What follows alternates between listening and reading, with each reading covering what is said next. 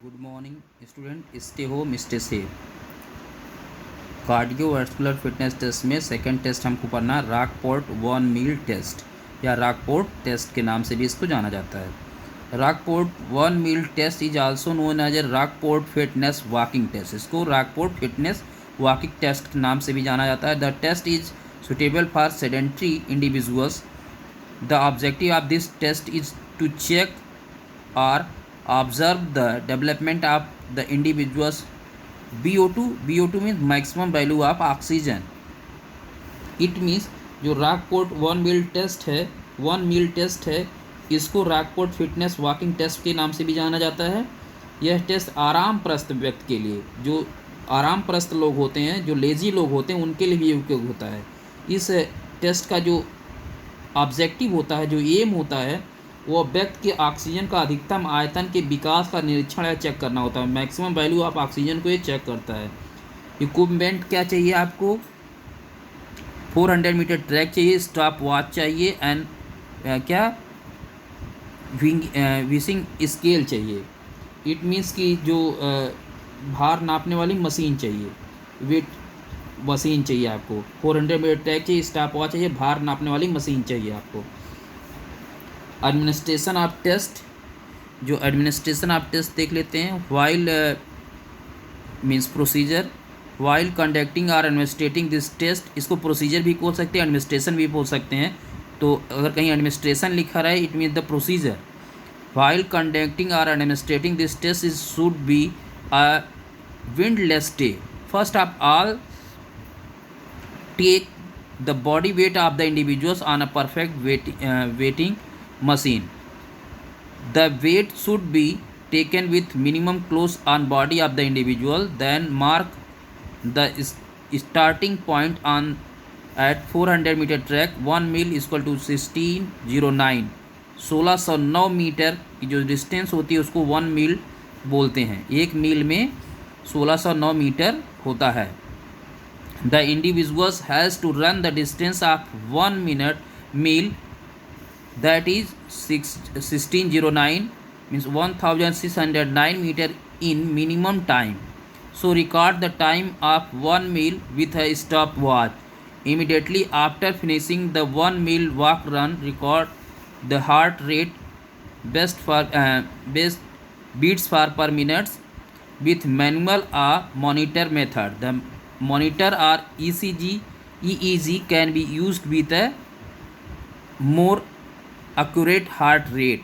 इसमें जो प्रोसीजर है, जो एडमिनिस्ट्रेशन है, इसमें सबसे पहले क्या करना चाहिए कि आपकी जो ट्रैक एक 400 मीटर ट्रैक हो, जो जिस दिन विंडलेस हो, मीन्स हवा रहित वातावरण होना चाहिए। मीन्स इवनिंग टाइम में आप देखते हैं 5 to 6 का जो टाइम ड्यूरेशन होता है इवनिंग टाइम में, उससे हवा रहित होता है। बोला जाता है कि शाम को थोड़ा सा हवा कम रहती है।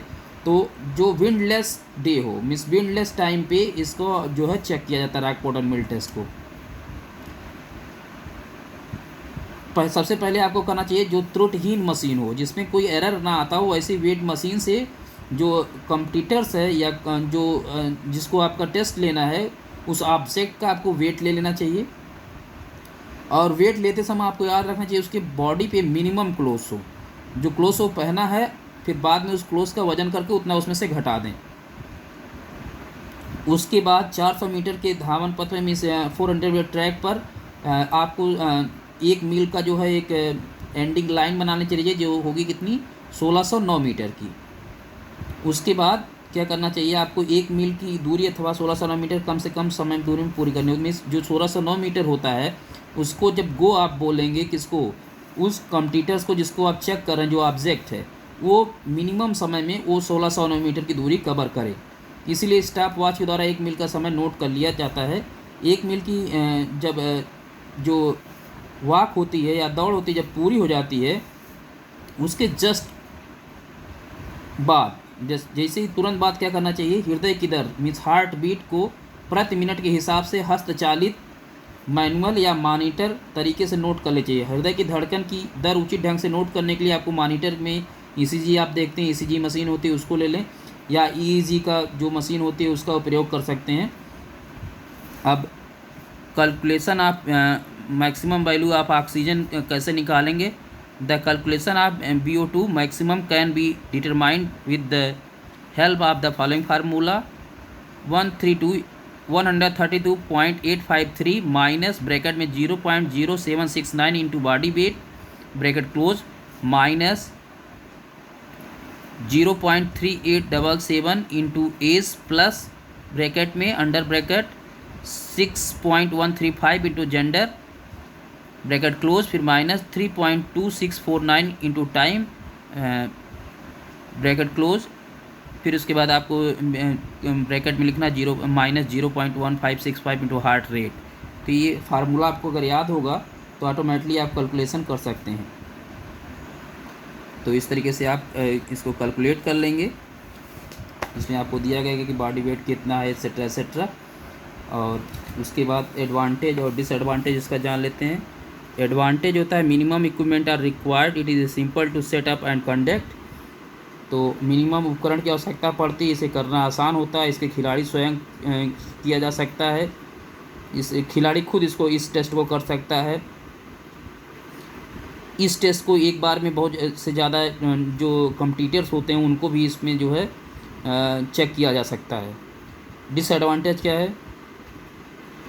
इस परीक्षण में विशिष्ट सुविधाओं की आवश्यकता होती है, लाइक ECG मशीन और EEG मशीन जो होती है या बेट मशीन होती है, ये जो चीज़ें होती हैं थोड़ा सा इसी की आवश्यकता पड़ती है। यही इसके कॉम्प्लिकेंट्स हैं, डिसएडवांटेज हैं। Thank you student.